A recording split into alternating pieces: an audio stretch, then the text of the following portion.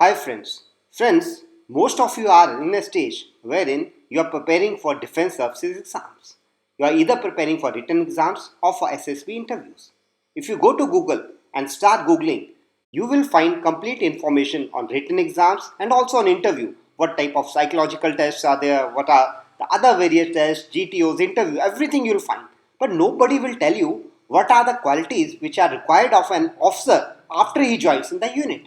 How do you become a successful officer? What happens once you go to the unit? How is your life in the unit and how do you gain respect of the man you command? Friends, today in this video, I'll touch upon these questions. I already have a video in Hindi. You can go and see that in my channel. Friends, let's begin from the SSB till your journey to the unit. First of all, let's talk about SSB. Gentlemen, SSB is not an easy process. It's 5 days, 3-stage process including the screening, and almost 90 to 95% of the candidates get out by the time they reach the last stage. Hence, if you get a chance to reach the academy, you should consider yourself one of the luckiest ones. However, after SSB, if you think that everything is over and now you are an officer, you will be sadly mistaken. Once you reach the academy, you will realize the routine is really tough out there. Gentlemen, the rejection rate or the dropout rate in the academies is very high, and nowadays many cadets get out of the academies because of the rigors of the routine there.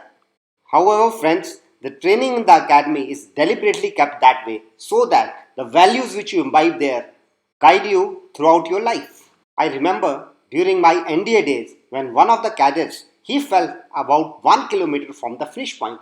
His leg was badly broken. However, he still crawled to the finish point, and by the time he reached there, his leg was badly mauled. He was to be taken out from the academy on medical grounds. However, the commandant who was standing there, he said that I'll not let this cadet get out, and a great message was sent to all the cadets that if you show such type of values, people are going to take care of you. And at the end of the academy, you get your ranks and become commissioned officer. However, that's not the end in itself. Once you reach the unit, there is a proper type of orientation training which is planned for you. Each regiment has its own unique style of training its officers. The training is not easy, it's little tough, harsh on you. However, that molds you into a good regimental officer and also imbibes the bonding and other values which you imbibe with men and also with your fellow officers. I will talk about few of the things which are common in most of the regiments.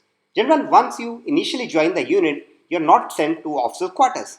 You are required to be staying with your men so that you can have the feel of how do they stay and what are their problems. So initially for few days, you are kept in the barracks with your men. You regularly go to the cook house of your men, you eat there, you also help them in preparing the food, and many of the times you help in distributing the food amongst your soldiers so that you know what are the problems which are associated with the food preparation and distribution. Gentlemen, in the initial few years of your regimental life, you will always be involved in games and sports, and this is one of the most important opportunities for you to get glued with your men and to earn their respect. Gentlemen, sports is one field where the real character of a person comes out. The way he passes to others, the type of team man he is there, all those things you can gauge from that the way he plays on the ground. So once you're playing with your men, you know their characteristics and also you can show your qualities to them by being better than them. Another field is your PT and BPT, which we called as Battle Physical Efficiency Test, wherein you have to run 5 kilometers and then do certain tests with the full loads. Herein, gentlemen, you have to earn their respect, then you have to do better than them. If a soldier is running 5 kilometers in 20 minutes, you have to run it in 18 minutes and come ahead of him. Then there are various training exercises for young soldiers. Gentlemen, you have to be with them, organize those exercises with them, and also participate with them as part of their team. That is the time when you will start gelling with these men, when you're training them and also being with them. Another aspect of your young life will be the unit Mandir. Gentlemen, here all of us congregate together irrespective of religion.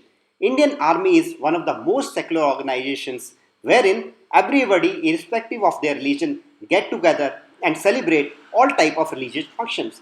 You will be required to operate and attend most of these religious functions when you join the unit. Now, gentlemen, I'll come to one of the most important aspects of your life. You might have heard that men and officers generally sacrifice their lives for each other whenever they are in a battle or they are in counterinsurgency roles. So, what is the thing? How do they earn respect of each other so that they are ready to sacrifice their lives for fellow officers and fellow soldiers? Don't worry, you don't have to do anything extraordinary. I'll tell you few small things. If you are able to take care of those things for your men, gentlemen, your men will die for you. They will respect you throughout their lives. Some of these things are leave, pay and allowances, food, recreational activities, opportunities for further growth, looking after their families, and martyrs' welfare. I will take each one of them one by one. First and foremost for a soldier is his leave, and that too timely leave. Gentlemen, you must understand that our soldiers are from rural backgrounds. They have their responsibilities at home like agriculture or education of their kids or health of their parents or their family. Their families are staying back. Either their wife and children are studying at home or even their old parents are back at home. So they have to go back and look after them. So, gentlemen, whenever a soldier requires leave, you must give that leave and never deny him whatsoever it may be. The second thing is about pay and allowances. Gentlemen, there are many pay and allowances which are applicable to soldiers when they are even in the peace areas or when they go to the field areas. Since our Jawans are not too much educated, they rely on their officers for their documentation. And hence, it is your duty to ensure that whatever dues are there for to a Jawan, they are paid in time. You have often heard this cliche that army marches on its stomach. And it's very true, gentlemen. A soldier generally does a very hard work, very labor intensive work. So once he goes back into his barracks, he needs good food. So gentlemen, as an officer, it's your duty to make sure that a Jawan gets good food, healthy food and timely food. Never ever compromise on this. Your Jawans are not machines. They are also human beings and hence they need opportunities to relax themselves.